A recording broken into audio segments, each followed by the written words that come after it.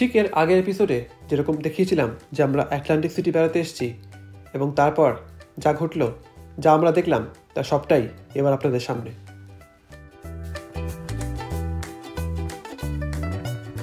Atlantic সিটিতে আমরা কোথায় থাকলাম, কীভাবে মজা করছিলাম এবং কোথায় কোথায় ঘুরলাম, এগুলো দেখার জন্য একটু আগের এপিসোডটা অবশ্যই দেখে নেবেন। এই যে আমরা এখন যে জায়গাটায় দাঁড়িয়ে আছি, এটা হচ্ছে ট্রপিকানা হোটেল, ক্যাসিনো এবং একটা শপিং মল, মানে পুরো একটা শহর এর মধ্যে তৈরি করে রেখেছে। আমার তো খুব সুন্দর লাগছিল, মানে ইনফ্যাক্ট কি বলবো, আমি আবার যেতে চাই এখানে। তোর কি মত? ভীষণ ভীষণ সুন্দর, আর দেখে মনে হচ্ছিল আমরা পুরো একটা মুভি সেটে দাঁড়িয়েছি। এক্স্যাক্টলি, হ্যাঁ, মানে পুরো একটা মুভি সেট। আর মানে কি বলবো, মানে এখানে না গেলে, না থাকলে এবং নিজের চোখে না দেখলে এগুলো মুখে ব্যক্ত করাটা সত্যি একটু কষ্টকর। তো আমরা সিঁড়ি দিয়ে উঠে আগে ওপরটা দেখে নিলাম, কত চকচকে ঝকঝকে। হ্যাঁ, মানে খুব সুন্দর লাগছিল ব্যাপারটা, এবং ওপর থেকে দেখতেও যেন কি বলবো, মানে এগুলো না বলার ঠিক ভাষা খুঁজে পাওয়া যায় না যতক্ষণ না তুই ওই জায়গাটায় যাচ্ছিস বা ওইখানটা দেখছিস। আর জায়গাটা দেখে মনে হচ্ছিল আমরা একটা অদ্ভুত কোনো একটা মিডল ইস্টার্ন জায়গায় চলে এসেছি, কোনো টার্কি বা এবং এবং এবং সত্যি কথা বলবো, আমার বেশ কিছু জায়গায় কিন্তু খুব জানি না, আমার মনে হচ্ছিল যে আমি এটা কোনো বাঙালি বনিদি জমিদারের বাড়িতে আছি। কারণ ডেকরটা কিছু কিছু জায়গায় কিন্তু ওরকমই ছিল। একটু দেখ ভালো করে।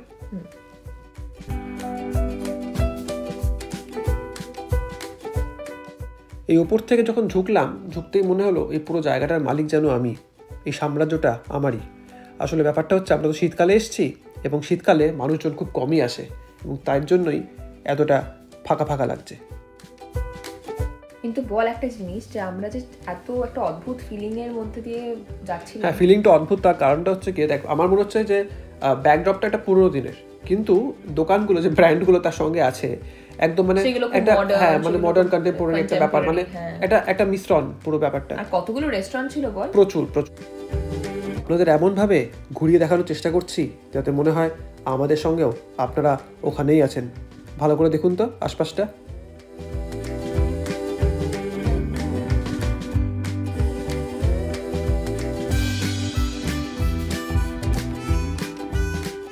আপনারা যখন আটলান্টিক সিটিতে বেড়াতে আসবেন তখন একবার অবশ্যই এই হোটেলে, মানে ট্রপিকানাতে ঢু মারবেন। এই পুরো থিমটা আমি শিওর আপনাদেরও খুবই ভালো লাগবে। পার্টিকুলারলি হোটেলের এই জায়গাটা দেখার জন্য আর ক্যাসিনোতে খেলার জন্য আপনাদের কোনো রিজার্ভেশনের কিন্তু দরকার পড়বে না। আপনারা যদি হোটেলের এই গেস্ট নাও হন, এই বাইরের গেস্ট হলেও আপনারা অ্যালাউড। আর একটা ব্যাপার মনে করিয়ে দিই, এটা আরেকবার বলি, সেটা হচ্ছে গিয়ে এখানে যখন আসবেন তখন একটুখানি পকেটটা যদি ভারী থাকে ভালো হয় আর কি, কারণ এত ব্র্যান্ডস এবং এত জিনিসপত্র আশপাশে যে আপনার, হ্যাঁ, মানে অ্যাকচুয়ালি এত জিনিসপত্র দেখে না ঠিক উইন্ডো শপিংটা পোষায় না। হ্যাঁ, মানে ইচ্ছা করে একটু কিছু নিয়ে যাই বাড়িতে আর কি, সেটাই। ওই যে ওই এলাকাটা পুরোটাই ক্যাসিনোর জায়গা, আপনাদের তো আগেই দেখিয়েছি, তাই ওই দিকটা আর গেলাম না। ওই মেশিনগুলো মোটামুটি একই রকমেরই হয়।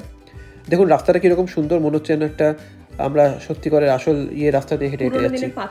এক্স্যাক্টলি, এরকমই মনে হচ্ছিল। আর খুব মানে ওভারঅল মানে ভাইবটা তো ভালো লাগছিল, ফিলটা তো সুন্দর লাগছিল। যাই হোক, আমরা আস্তে আস্তে হোটেলের দিকে এগোলাম, কারণ তারপরই কিন্তু আমাদের প্ল্যান ছিল যে আমরা ক্যাসিনোতে এবার বসবো গিয়ে, এবং তারপর যা হলো, এবং তারপর যা হলো সেটা দেখতেই পাবেন আপনারা। রাস্তাতেই যেতে যেতে একটু শহরটার ওপর চোখ বুলিয়ে নিচ্ছিলাম। এই শহরটা মেনলি বেঁচে আছে এই ক্যাসিনো খেলার ওপর, হোটেল ইন্ডাস্ট্রির ওপর এবং ওই রেস্টুরেন্টে যা হয়। এর বাইরে কিন্তু এখানে খুব একটা এমপ্লয়মেন্ট নেই বলেই মনে হলো। তুই জানিস তো, রাস্তাগুলো এখন যেরকম ফাঁকা লাগছে, সামারে কিন্তু একদমই ফাঁকা থাকে না। মানে আমি সামারে গেছিলাম গত বছর, মানে লোক গম গম করছে একদম। হ্যাঁ, সে তো দেখেই বুঝতে পারছিলাম ব্যাপারটা।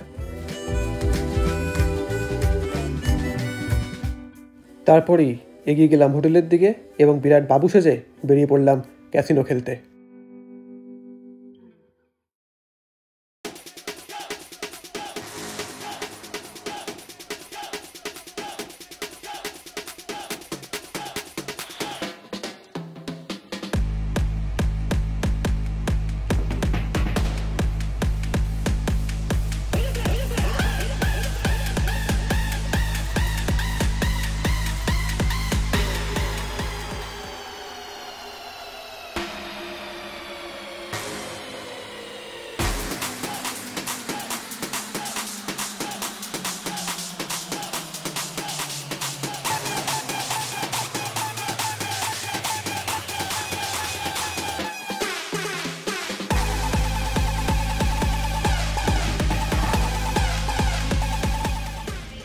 মনটা একটু খারাপ,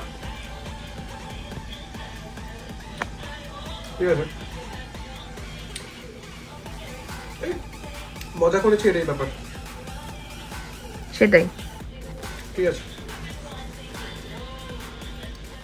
লোভে পাপ, পাপে মৃত্যু, এবং এই ফর্মুলাতেই ভর করে আরেকবার এগিয়ে গেলাম।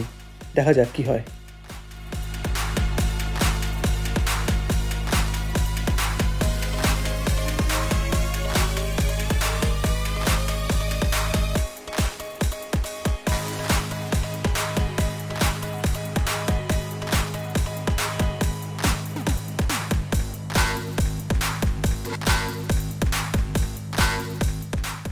এদিকে রাতের নেশায় মত্ত হয়ে আমরা খেলেই চললাম, আর ওদিকে রাত বাড়তেই থাকলো। ফলস্বরূপ যা হবার সেটাই হলো।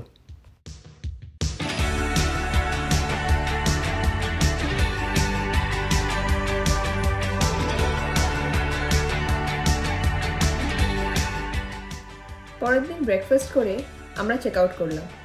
হ্যাঁ, মনটা একটু খারাপ লাগছিল, কিন্তু মনটা খারাপ লাগার সঙ্গেও কিন্তু এটা সাথে অনেক মেমোরিজ নিয়ে বাড়ি ফিরছি। না, তার থেকে একটা ব্যাপার হচ্ছে কি, এই যে রাস্তাটা ধরে আমরা আবার বাড়ির দিকে ফিরবো, এই রাস্তাটাও কিন্তু অপূর্ব। ঠিক করলাম যে প্রথমে আমি কিছুক্ষণ গাড়ি চালাবো, তারপর ব্রেক নিয়ে তুই চালাবি, মনে আছে তো? একদম তাই, মনে আছে।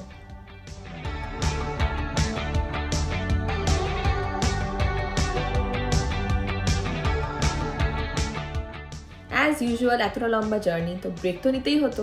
তো আমরা একটা রেস্টিং এরিয়াতে চলে গেলাম, যেখানে একটু খাবার দাবার নিয়ে নিলাম আমরা, কারণ গাড়ি চালাতে চালাতে মুখ চালাতে পারবো না, এটা তো হতে পারে না। হ্যাঁ, এবং তার চেয়ে বড় ব্যাপার হচ্ছে কি, আগের দিন রাতটা আমার সেরকমভাবে ঘুম হয়নি, বিকজ বেশিরভাগ রাতটাই আমরা এই খেলে কাটিয়ে দিয়েছি, এবং ফলস্বরূপ খুব একটা আশাপ্রদ হয়নি আর কি ফলটা। যাই হোক, তো সেজন্য আমার একটু রেস্টের দরকার ছিল, এবং তাই সেটা ঠিক গাড়িটা হলো। এবার আমি চালালাম। ইয়া,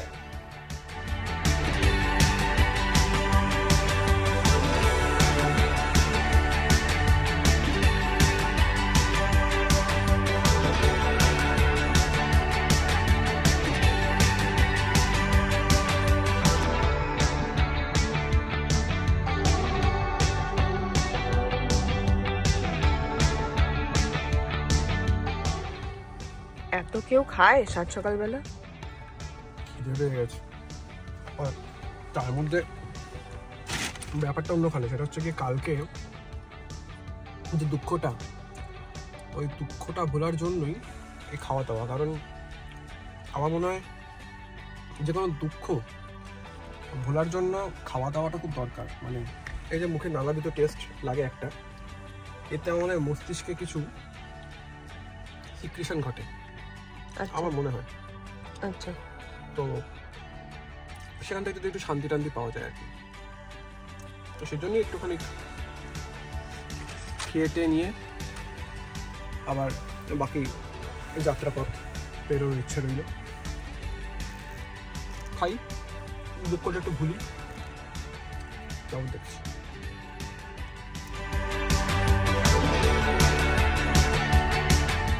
ওই ফাইনালি আমরা বাড়ির দিকে চলে এলাম, এবং পরের গল্পের জন্য রেডি হতে শুরু করলাম। টাটা। টাটা।